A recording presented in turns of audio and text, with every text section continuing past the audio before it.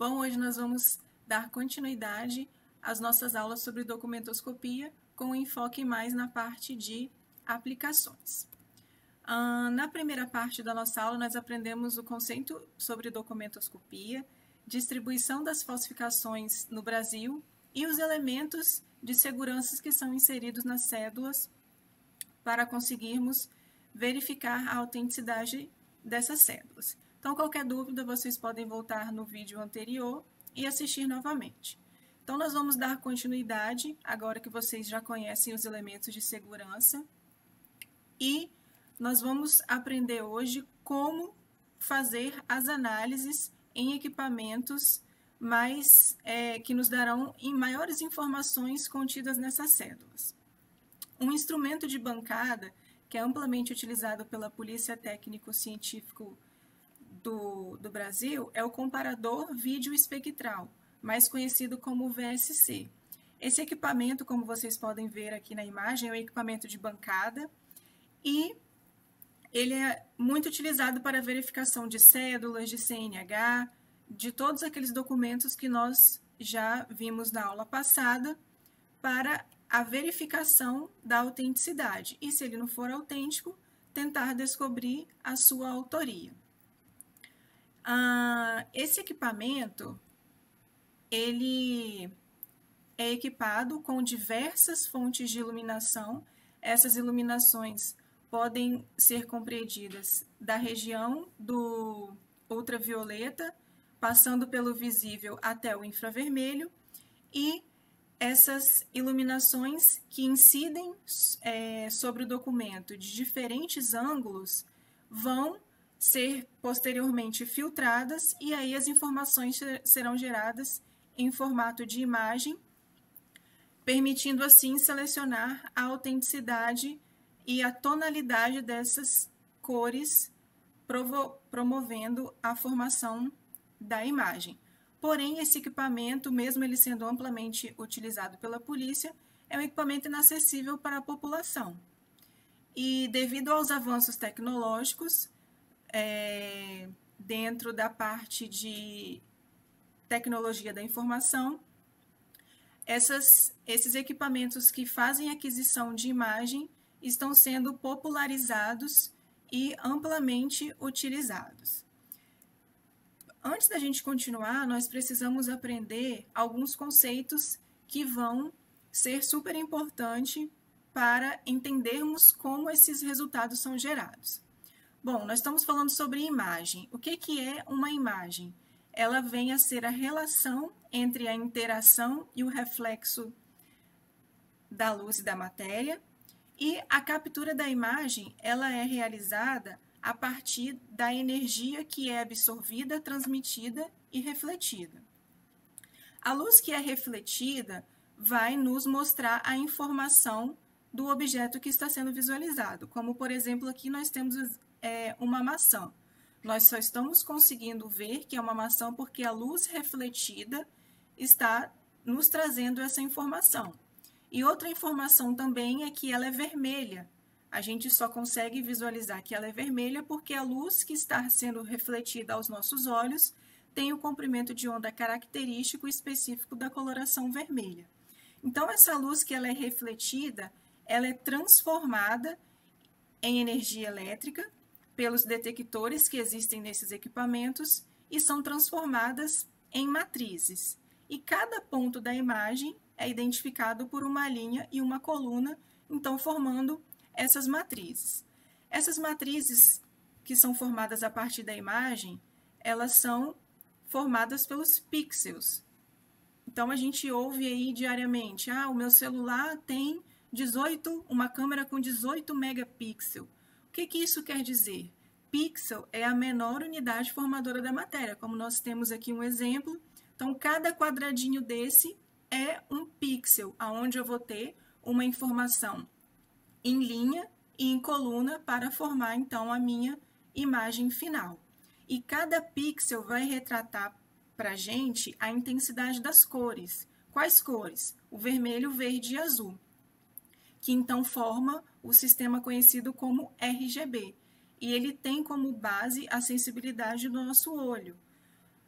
Nos nossos olhos, nós temos dois tipos de sensores, os cones e os bastonetes, como está representado aqui nessa imagem. Os cones, eles são responsáveis pela percepção das cores e os bastonetes pela percepção dos tons de cinza. E aí, um ponto importante para a gente entender a cor, nós temos que também entender sobre luz, especificamente sobre a luz no visível, que é parte de um conjunto de vibrações eletromagnéticas que são perceptíveis ao olho nu, só que dentro desse espectro nós temos uma ampla faixa. O que é perceptível ao olho humano é uma pequena porção, que é a luz no visível, que é compreendida aproximadamente de 400 a 700 nanômetros. E o sistema RGB está incluso dentro desse espectro eletromagnético na região do visível. O sistema RGB, ele é composto pelas cores vermelho, verde e azul, sendo denominadas cores primárias, e essa mistura vão formar as cores secundárias e a origem da nossa cor. Como vocês podem visualizar aqui na imagem, nós temos o vermelho, o verde e o azul formando as cores primárias, e a mistura dessas três cores vão nos formar as cores ciano, magenta e amarelo, que são as cores secundárias, e o vértice da origem parte aqui da coloração preta. Então, o sistema RGB, ele tem uma ampla gama de cores. Lembrando que o vermelho, o verde e azul são as cores primárias, as principais que vão formar, então, essa coloração. Aqui na tabela nós temos a coloração branca. Ela me informa que eu tenho 100% de informação. Desse 100%, 30% é o vermelho, 59% verde e 11% azul. E aí, no decorrer dessas misturas, nós temos a formação das outras cores. E o preto, ele me informa que eu tenho 0% de informação, porque ele representa ausência de informação no RGB. E a gente tem essa imagem, esse quadrinho aqui mostrando as cores que estão representadas aqui nessa tabela. Esse quadrinho vai indicar o que para a gente? Ele obedece dois princípios. O princípio do negativo da cor e da luz, ou seja, a cor e o seu oposto complementar. Então, nós temos aqui o branco, ele tem 100% de informação. O seu oposto complementar é o preto, que tem 0%, ou seja, ausência de informação. O amarelo, ele tem 89% de informação. O seu oposto complementar, azul, 11%, totalizando 100%. Então, sempre nós temos que lembrar desse princípio, da cor e do seu oposto complementar. A imagem digital, ela também é formada a partir do sistema RGB e está sendo amplamente utilizada na agricultura, na medicina, química, biologia, engenharia e nas ciências forenses. Todas as informações ou as reações químicas ou produtos coloridos podem ser analisados pelo sistema RGB. E um ponto importante que nós temos que considerar é a região de interesse, que é a parte fundamental na aquisição e no processamento da nossa imagem. Com a popularização dos smartphones, e devido a esses avanços tecnológicos rápidos que ocorrem no sistema de informação, nós temos, então, a popularização da ciência. De que forma? Foram criados 2 aplicativos para smartphone que fazem análises químicas, né, com a análise multivariada acoplada a esse aplicativo, trazendo informações importantes na área da ciência. O aplicativo Photometrics, como vocês podem ver aqui, foi criado na Universidade de Santa Cruz do Sul, e ele está disponível tanto para o sistema Android e iOS, e nós temos outro aplicativo para smartphone, que é o Redigim, que foi criado pelo grupo de quimiometria da Universidade Federal do Espírito Santo e ele está disponível para sistema iOS.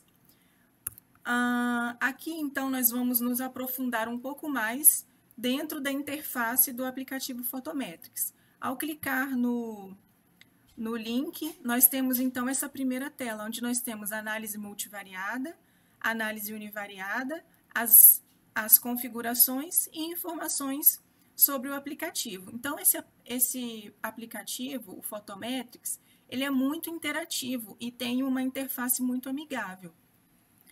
Se nós formos fazer uma análise multivariada, por exemplo, a gente clica ali na seção análise multivariada e aí vai aparecer uma nova telinha, onde eu tenho análise de componentes principais, PLS e HCA.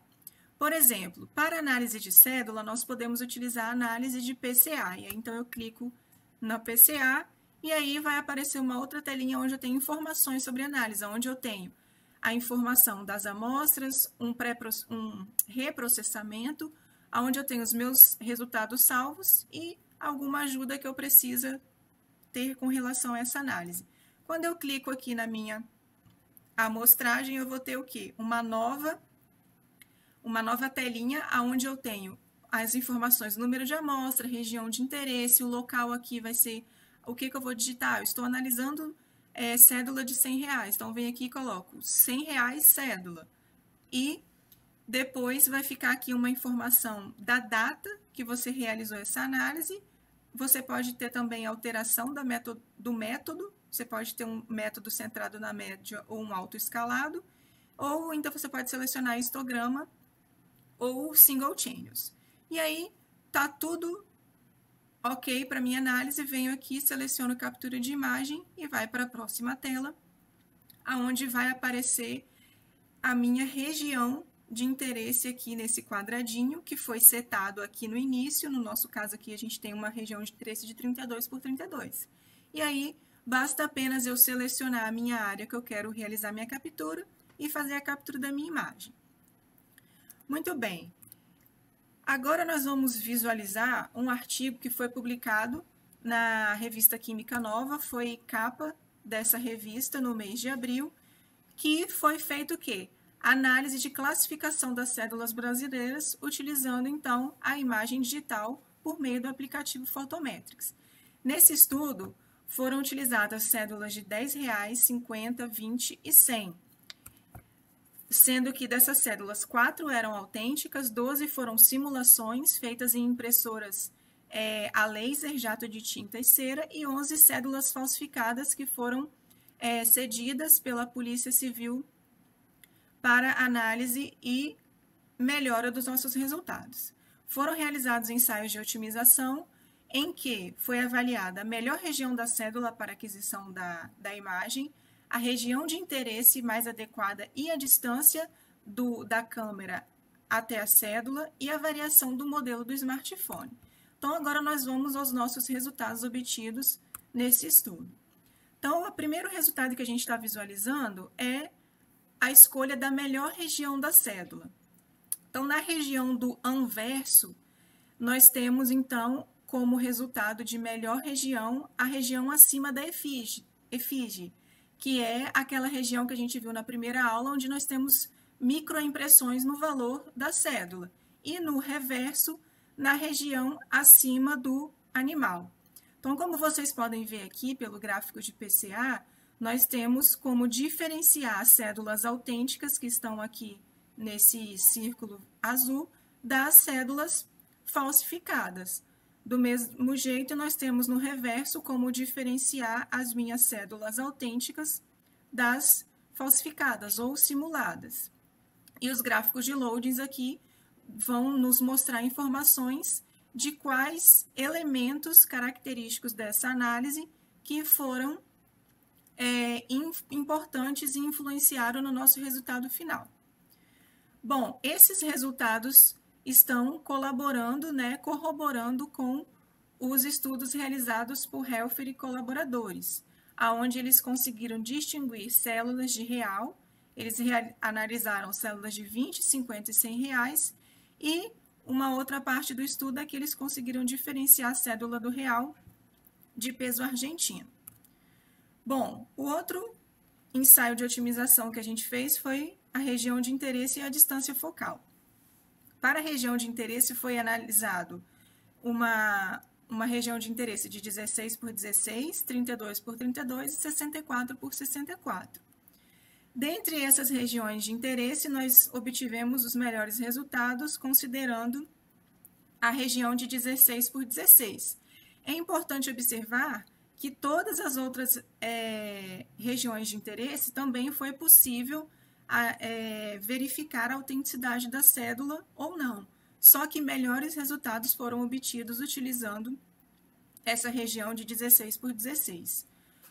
Outro ponto foi a distância focal, em que nós avaliamos 8 centímetros, 12, 15 e 20 centímetros. E foi observado que nenhuma dessas distâncias teve interferência no nosso resultado final. Sendo assim, utilizou-se uma distância entre a câmera do celular e a cédula de 10 centímetros. Bom, outra parte do estudo foi a variação do modelo da marca do smartphone, em que nós avaliamos 3 modelos, um Motorola G5, um Samsung S7 e um LG K10. Como vocês podem observar, todos esses 3 modelos de smartphone conseguiu, então, por meio da análise da imagem digital associada à quimiometria, diferenciar a cédula autêntica e falsificada. É importante ressaltar que mesmo o LG K10 apresentando uma certa variação frente aos resultados obtidos pelo Motorola G5 e o S7, foi possível verificar a autenticidade das cédulas.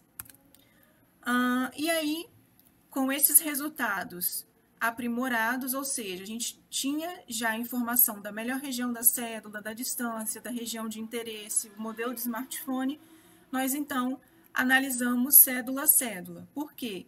Nesse ensaio de otimização, nós utilizamos apenas a cédula de R$50 para produzir resultados mais concisos.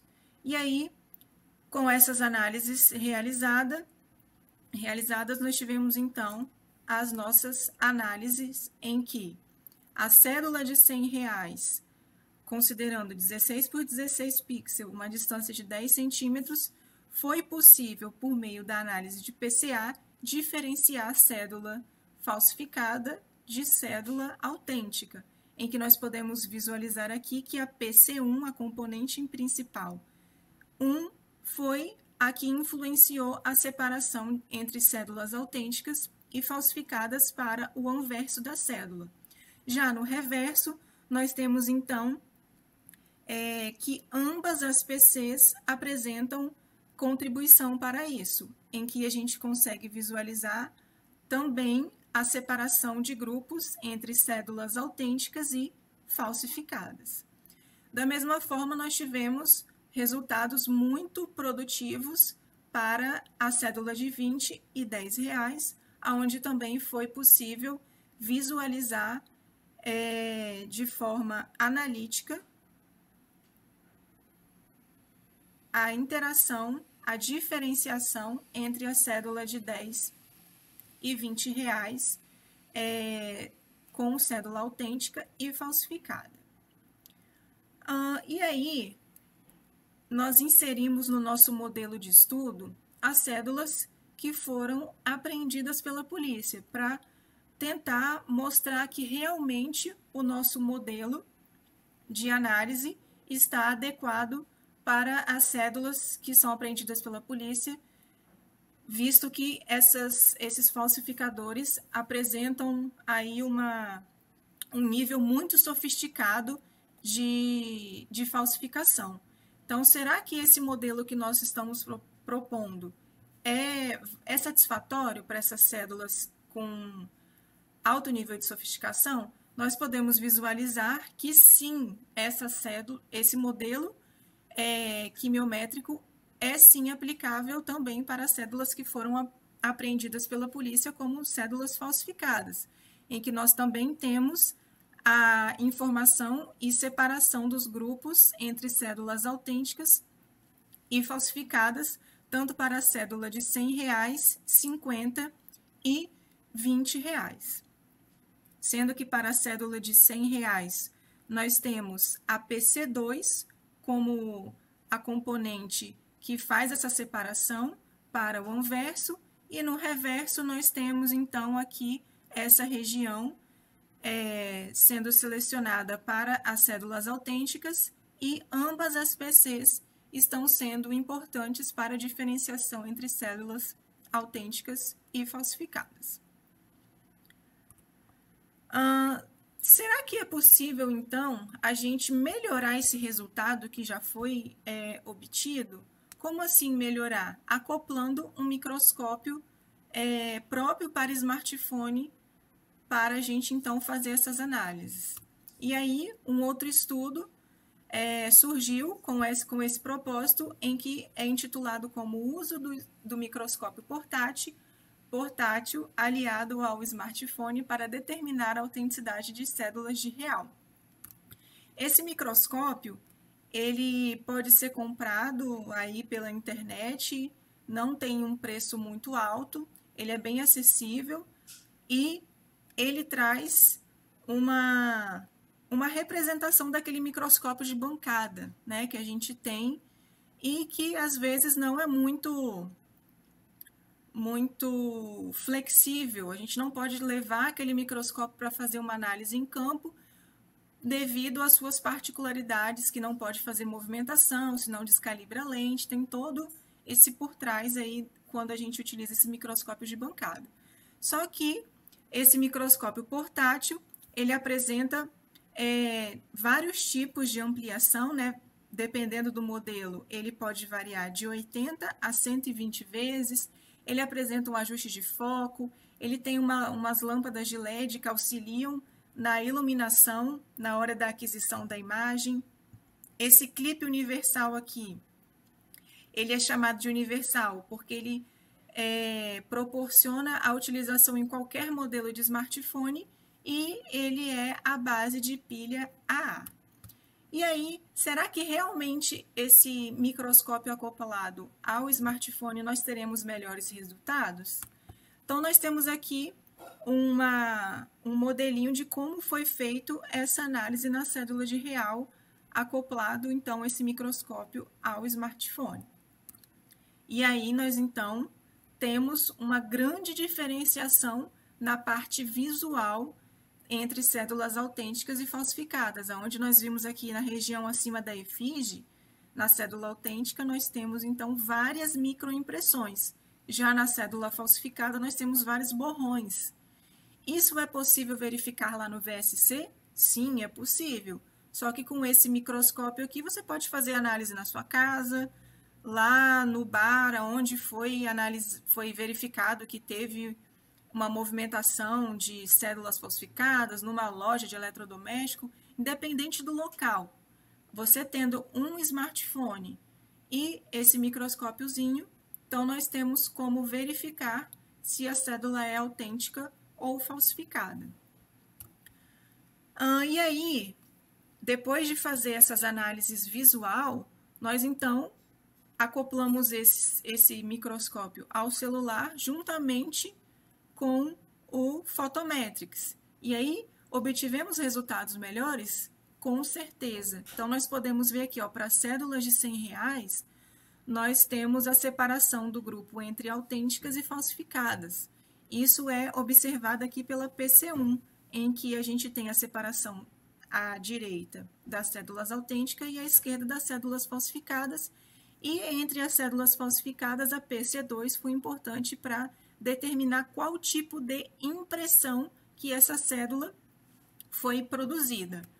E para a cédula de R$50 também nós temos as mesmas observações, em que nós temos aqui para a região do anverso a PC2 como contribuição para a separação das cédulas, e entre as falsificadas a gente tem aí ambas as PCs influenciando a nossa separação, tanto para o reverso quanto para o anverso. E nós temos, então, aqui, por exemplo, os loads, que são os pesos. Qual a contribuição para que esse agrupamento aqui dessas cédulas autênticas fosse formado. Então, PC1 com contribuições positivas, canal R, canal G e canal H. Então, quais são os fatores que estão influenciando? São esses 3 canais para a identificação da cédula autêntica. E assim sucessivamente, a gente também pode fazer as mesmas observações para a cédula de R$50. Bom, qual é a vantagem dessa nova metodologia proposta? É um método simples, de fácil execução, como vocês puderam ver, esse aplicativo ele tem uma interface muito amigável e intuitiva. Ele é de baixo custo quando comparado com o VSC, é robusto, vocês puderam observar nos resultados, e um ponto-chave é que é possível realizar análise in situ, ou no local aonde você tiver a necessidade de realizar. Sendo assim, obrigada mais uma vez pela participação. Vamos novamente nos inscrever no canal, deixar nosso like e ativar sempre o nosso sininho para receber informações de aulas posteriores. Um abraço.